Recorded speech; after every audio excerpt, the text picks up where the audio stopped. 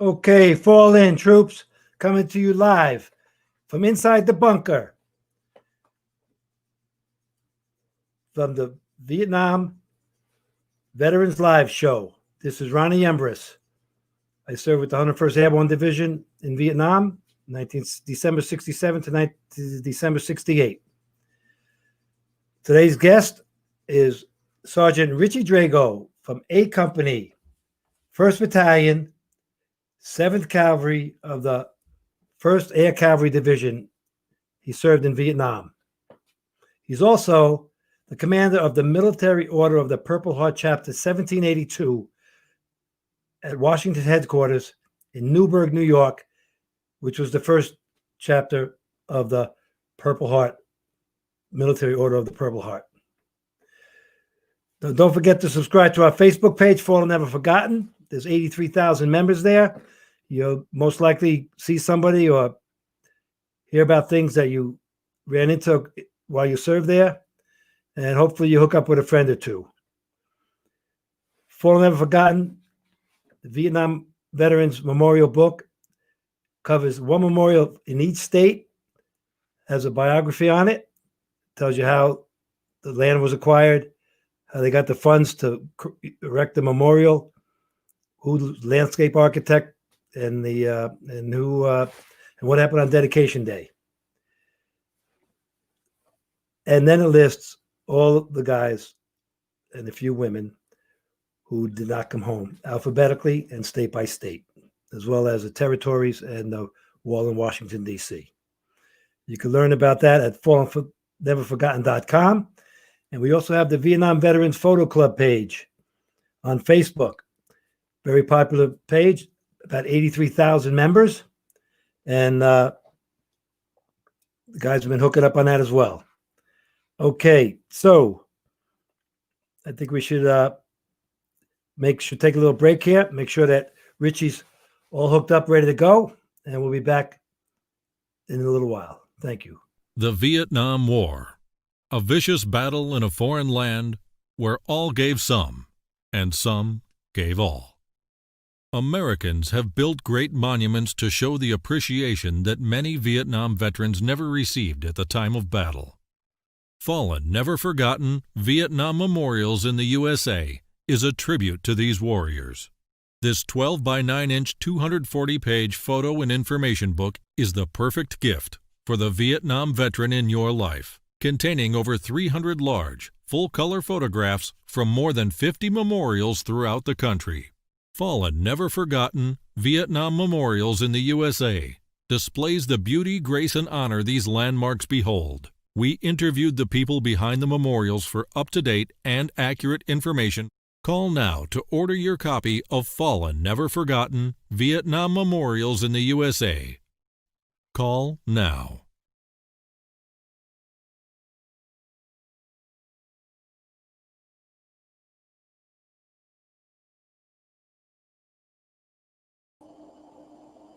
Okay, back with Sergeant Richie Drago from the Military Order of the Purple Heart, Chapter 1782, Washington headquarters in Newburgh, New York. Okay, Richie, tell us when you first got, or when you hooked up with the first Cav and your experiences from there. Timeline. First of all, thanks for having me on the show, Ronnie. I got to Vietnam in 1969, was assigned to A Company, 1st Battalion, 7th Cavalry. Of course, I was the new guy, but we were in a couple of firefights right away, so I guess I got my my baptism of fire. Right, there you go. All right. Now, let's get into the crux of the organization you run here, which is fabulous. National Purple Heart Day just passed. What went on there in the historic Hudson Valley? Well, in the Hudson Valley, we had a honor ceremony for all the Purple Heart recipients, and we had it at Washington's headquarters in Newburgh. Typically, we have it at the National Purple Heart Hall of Honor, but they're undergoing a $17 million redo, which was, was granted by Governor Cuomo and the late Senator Larkin. So being that the whole site is closed, we migrated over to Washington's headquarters in Newburgh. And for those of you who don't know, Washington's headquarters is the precursor area for the current day Purple Heart.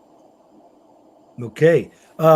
As commander of your Military Order of the Purple Heart, Chapter 1782, tell us some of the reasons why you got involved and what do you do in that capacity? Well, I joined in 2008. I had a bunch of guys in my reunions tell me, you know, you should get in. If you have the Purple Heart, you should get into the Military Order of the Purple Heart. So after I came back from my reunion, I looked up the local chapter. It happens to be 1782 in Newburgh, New York. And obviously they gave it the 1782 number because in 1782, that's when Washington created the Badge of Military Merit, which is the forerunner of the Purple Heart. I got in, I found the organization was basically composed of World War II, Korea, and Vietnam veterans, and one or two Iraq guys, because that war was, you know, just recent. And so we're in the business of helping veterans, just like all the other organizations are. You don't have to have a Purple Heart. We'll help anybody. We're geared towards Purple Heart recipients, obviously. And, you know, basically we try and help as much as we can. Great. And also, when is this new construction going to be? Actually, I drove by there a couple of weeks ago looking for the picture on the outside, and it's hush hush. They were not affected by COVID-19 except for a week. They deemed commercial and not a residential construction. So at that point, they were allowed to continue, and they're going to finish on time. They tell me it will be open in November. Oh, that's wonderful. Good for that. Great. Okay. Also, here we have some a real Vietnam veteran supporter coming into town, Gary Sinise. Tell us a little bit about that. Well, the Purple Heart Hall of Honor is run by New York State. Even though we call it National Purple Heart Hall of Honor, it's national because there is no other place in the nation where you can register Purple Heart recipients. So you cannot donate to the Hall of Honor. If you do, it goes into New York State's general fund, which is not where you want the money to go. So they created the National Purple Heart Hall of Honor Incorporated, which is a 501c3 fundraising arm for the hall. The name was a little too close, So now they've changed it as a DBA to the National Purple Heart Honor Mission. Right. One of the things that the Honor Mission does is we bring one Purple Heart recipient and a caregiver from every state in the union to see the Hall of Honor. That's done through donations to the Purple Heart Honor Mission. It's done through corporate donations such as ShopRite, and we get a big hand from the Honor Flight guys because they have all the connections for the airlines. So once a year we do that. We also have something called the Genesis Medal Award Dinner. Genesis is the group of people who started the National Purple Heart Hall of Honor. It was started by private funds. There are 4 gentlemen, that's why they call it the Genesis Group.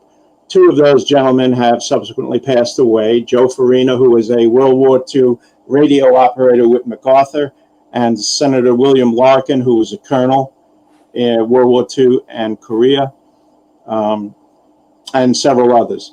So we decided to create the Genesis Medal and award it to one Purple Heart recipient and one non-Purple Heart recipient. Past recipients have been Temmie Duckworth, people who have made a real contribution to the veterans' cause. We always try to get one Purple Heart, non-Purple Heart recipient who's fairly known to everybody. And we tried to get Gary Sinise, but he was unavailable for 21, but he promised he would be available for the 2022 award dinner. So we've got him, as far as I know, we've got him locked in for the 2022 dinner. Hopefully the 2021 dinner will get pulled off. Obviously we don't know with COVID yet. But that's one of the things that the Purple Heart Honor Mission does, besides raising funds for the Hall of Honor. Yeah, let me cut in here a minute, Richie. That's a wonderful event too, because I went there, and it's my gosh, it's like a homecoming when you go there, and people from all over the country, actually all over the world. Hey, everybody wants it. What? It's the hottest ticket in town. Everybody wants it. Yeah. I'll tell you, it's that's too bad that it wasn't put on this year as well. Now, the Military Order of the Purple Heart could only be joined if you're combat wounded. Yes or no? That's correct. Primarily, you have to be combat wounded. Your family members can join as associate members. So if you have a son or a daughter or a husband who was wounded, then the wife and the children can all be associate members of the Military Order of the Purple Heart. Gotcha. Okay. And being combat wounded these days, they've changed the designation because of the IEDs that our current service people are getting involved with. If you have a traumatic brain injury where there is no actual blood, you can still get a Purple Heart. Oh, that's cool. Yeah. Well, nothing for PTSD still, though, right? No, nothing for PTSD yet. Okay, gotcha. Unfortunately. Yep. Tell us about this Purple Heart coin that is pending legislation. Well, Congress allows 2 coins to be minted every year, and they could be any variety of coin, and it can be any type of object that you want to honor. So we got our Congressman, Sean Patrick Maloney, to push a Purple Heart coin. Coin is going to be honoring the Purple Heart and National Purple Heart Hall of Honor. It will be minted at West Point. The cost of the coin will be recouped from the first sales of the coin. Once they pay back West Point the cost of the die and the mint, then every other set of coins that's sold, that money will go to the fundraising side of the Purple Heart Hall of Honor. So it's a great deal. There's going to be 3 coins, a gold, silver, and platinum. And my understanding is that you can buy them individually or proof sets. We have everybody on the Congress side has signed up. We have 50 senators. We need, I think, 15 more. It's awfully hard with what's going on with the COVID and the election. but we think we're going to make it this year. And then the coin will be submitted for selection, and everybody's pretty sure that it'll get selected for 2021 or 2022, depending on how many coins are ahead of it. And it will be minted right out of the West Point Mint. Now, am I to understand this is a real coin you could spend? Like a Well, with George Washington's picture on one end and the backside Purple Heart? I'm not sure of the design yet. I haven't seen the design yet. Right. I haven't been privy to the design, but I know that we were down in Congress last year, walking the halls and talking to the Congress people, and everybody basically wanted to sign on because you attach yourself to Purple Heart recipients. There's no downside really. Yeah, exactly. Right. Okay. And it's still so tell us about your time in Vietnam, Richie. I was a grunt like everybody else. As I moved up through the squad, I became a M60 gunner. That was one of the deals. When I was wounded, I was firing the gun. I was actually on a Firebase Jerry, and they had gotten G2 had gotten some intelligence that an NVA battalion or something was supposed to hit the LZ with 50 plus guys, and they had already chopped us out. The only guys that were left on the LZ was the support staff and the artillery. And unfortunately, I guess we were the closest guys, so they brought us back. And sure enough, at midnight that night, they started walking mortars in, and they tried to come through the wire. It was an interesting engagement, and I got hit with shrapnel from a mortar. And the funny part was I didn't even know I was wounded because I was too busy firing the M60. And I felt my boot was all wet, and I didn't know what the hell was going on until I realized, oh crap, that was that blast and the heat I felt from the mortar. Not good. There you go. Right. Okay. Then where'd you go to the hospital? Anywhere out of country, or that was they pulled me back to the aid station, and they realized they couldn't do anything for me, there. So 2:00 in the morning, it's still in the middle of the battle. The medevacs came in. They threw me on the medevac, took me back out. I went to 95th evac, and then to Osaka, Japan, where they actually had to do operations on me. Then they flew me back into Dover, Delaware, and then to St. Albans Hospital up in Queens, New York, and that's where I was recuperated, and then back into the Army again. But I was in the States, so.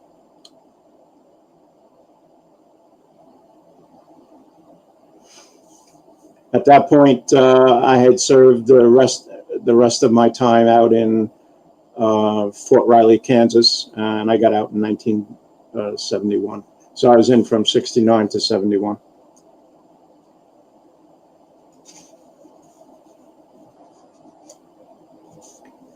Let me tell you guys a little about how the Purple Heart was created. 1782. General Washington wanted to reward the common soldier. All the officers had all the rewards, but he didn't have any money from Congress because Congress had frozen the funds. So he created a Purple Heart badge, a cloth badge with the word merit sewn into it. And that allowed the common soldier to pass through the sentries without being challenged, just like the officers would. And at that point, it was awarded to 3 sergeants from Connecticut. The only known one left that you can see is in the National Purple Heart Hall of Honor. The other 2 badges, they're not sure where they went. The 3 badges were awarded at Washington's headquarters in Newburgh. After the Revolutionary War, the badge fell into disuse. And then for World War I, if you got wounded, they gave you a wound chevron that you sewed onto the sleeve of your uniform. In 1932, General Douglas MacArthur wanted to have a medal to honor combat wounded soldiers. So he took the badge of military merit. He went to the Army Heraldry Department and they designed the modern day Purple Heart. At first, it was only for the Army, but then it was expanded to all the services. And those gentlemen in World War I who had wound chevrons were able to turn it in for an actual Purple Heart medal. So that's a little bit of the history of the medal. On Purple Heart Day, we had a nice ceremony at Washington's headquarters. Everybody who was there showed great reverence. We like to do this every year. We've done it at the Hall of Honor before. As I said, you couldn't do it this year because it's under construction. What else can I tell you guys? If you would like to join the Military Order of the Purple Heart, all you have to do is go to www.purpleheart.org. You can find your local chapter. You have to join through the chapter. Do the contact for the chapter, which is usually a commander or an adjutant. You get in touch with them, and they'll be able to hook you up with an application. So that's how you join the Military Order of the Purple Heart. We have chapters all across the country. We even have some, we have them in Alaska, Hawaii, Guam, all of our possessions, Puerto Rico, the Caribbean. So we're all over the place.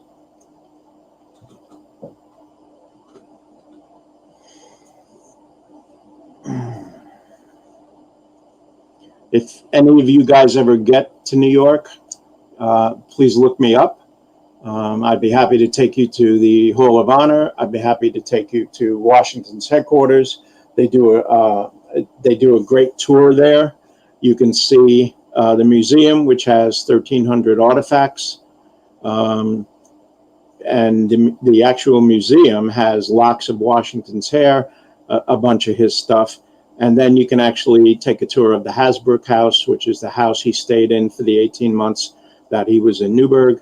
You can walk through the house, which is the original house, and you can go into his office, and you can see the desk and the place where he actually created the badge of military merit.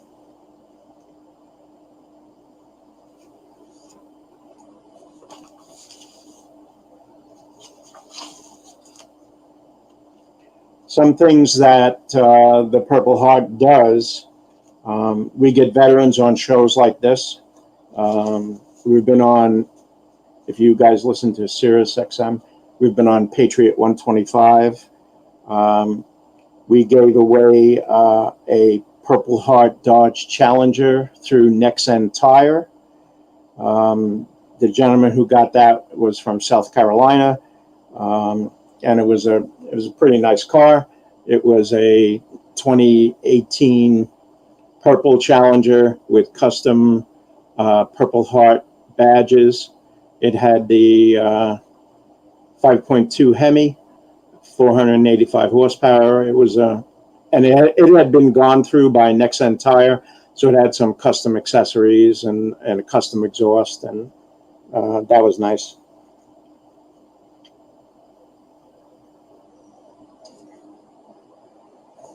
What else can I tell you guys?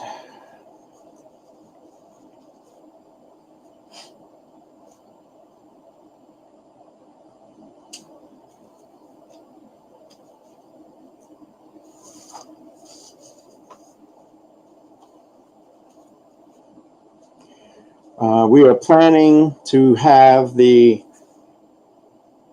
Patriot Project come through next year, 2021.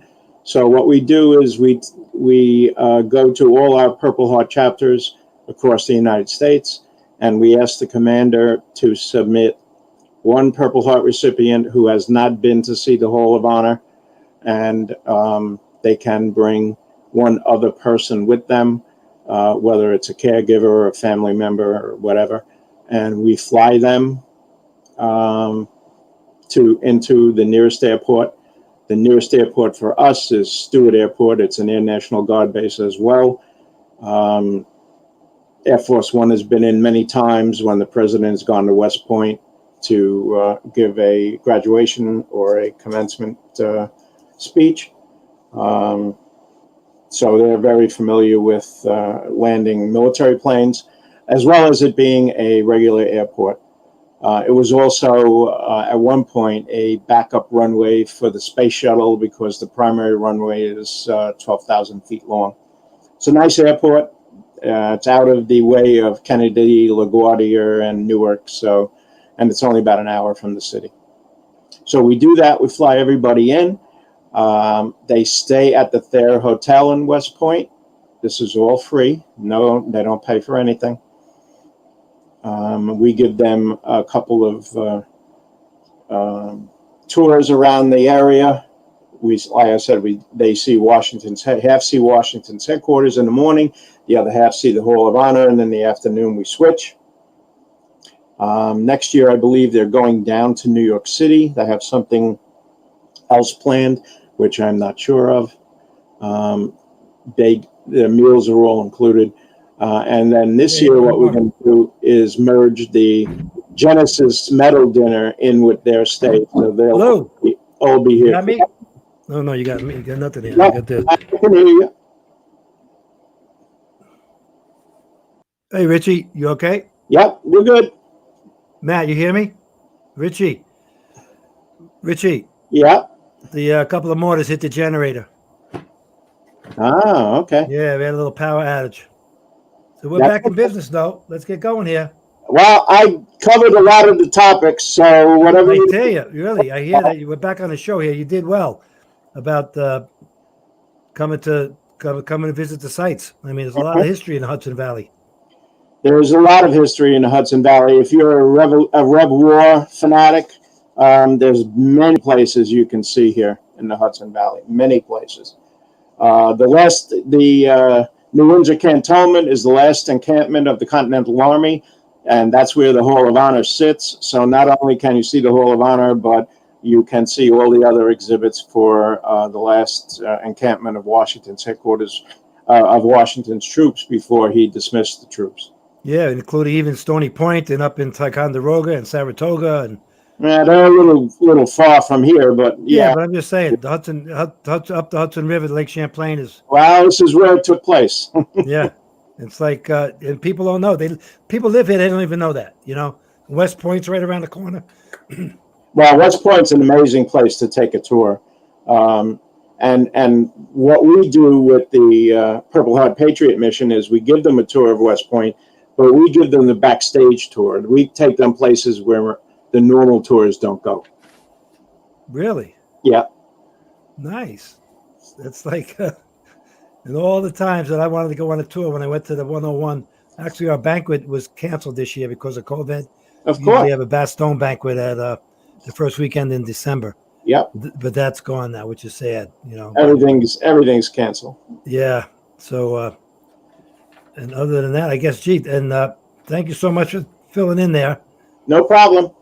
And thank you, Don Reeves, for the Facebook pitch on the bottom there, airborne all the way. And so what's your next, what's going on? What's the future look like for the hall? I mean, beside being it was totally leveled and going to be rebuilt, right? Yep, it's going to have everything that was on 2 floors, I believe, will be on 1 floor now. So it is handicap ADA accessible, but I know they had an elevator in the hall. I don't know if they're going to use that now or everything is going to stay on 1 hall. There'll be, I think, more meeting rooms. We meet at Washington's headquarters in Newburgh. And there's if you've ever seen that famous picture of Washington in the White House, we have one of those at Washington's headquarters. Same size, it's a life-size, full-size picture. We meet in that room, which is really the Purple Heart room. And the Hall of Honor is going to, I guess, mimic some of that. It'll have some more artifacts that guys can donate stuff. I know that one of our past national commanders, Bruce McGinty, we have his Huey flight helmet there. I mean, there's a lot of stuff in the Hall of Honor. It's not just a medals and stories. So Right. the good thing about the Hall of Honor is there's a roll of honor, and it's a database where if you have a Purple Heart with proper documentation, the Hall of Honor will enroll you. They'll put your picture in from that time that you were in. They'll let you put your story in, and That's that's pretty interesting. It's pretty it's to look it up, and you can look anybody up. yes, you can. Yeah. It's a self-guided tour. I don't believe they're going to have people taking you on tours per se, except if you come with a crowd. Then they do have docents that'll break up the crowd up and kind of take you around and answer questions. Right. But you can spend as much or as little time as you want there. Is there going to be any refreshments available? No, there's nothing. I don't think you're allowed to bring anything in. I mean, like a little cafe, you know what I mean? Just I don't know what the new plans are. I don't think so. Okay. Currently there was a gift shop. I'm not sure if they're planning to true. keep that gift shop. I know there's going to be a big atrium where people can meet. The Hall of Honor before, there was only a small entrance. So I know they have all of these things under consideration. I haven't Is Anita and Mr. Bedrosian still going to be involved? They're involved now. Anita Padilla is the director, and Pete Bedrosian is the historical manager. Pete does a lot of reenacting from Civil War all the way up. He likes World War I stuff. When we have ceremonies, he'll come out in World War I uniform or a World War II uniform. Yeah, I know. I've seen him. Nice guy. I met him a few times. They have all that stuff there. So that's great. Yeah. How many? I'm not going to say members. How many people are enrolled in the Hall of Honor? 250 something thousand. Wow. Now there's 1.8 million Purple Heart recipients in the United States. The government does not keep track of Purple Heart recipients. They only keep track of the top 3 medals. Medal of Honor, if you get a cross, and Silver Star. So the Distinguished Service Cross, MOH, and a Silver Star. A Silver Star. That's the only 3 they keep track of. Okay. That's sad.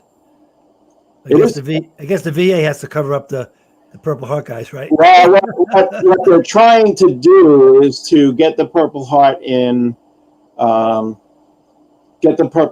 that category now.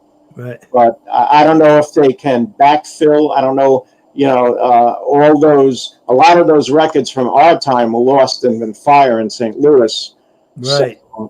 So, the only way would be if somebody has their actual orders, or a DD 214 or something that shows you got the medal. Right. Okay. Boy, oh boy, that was a interesting discussion here. We got a question here, I guess, but I think you already answered it. What is the Purple Heart Patriot Project mission? So the Purple Heart Patriot Project mission is something that the Purple Heart Patriot Project has put together in order to bring one Purple Heart recipient and one caregiver or one family member from every state in the United States and our possessions, Puerto Rico, Guam, wherever.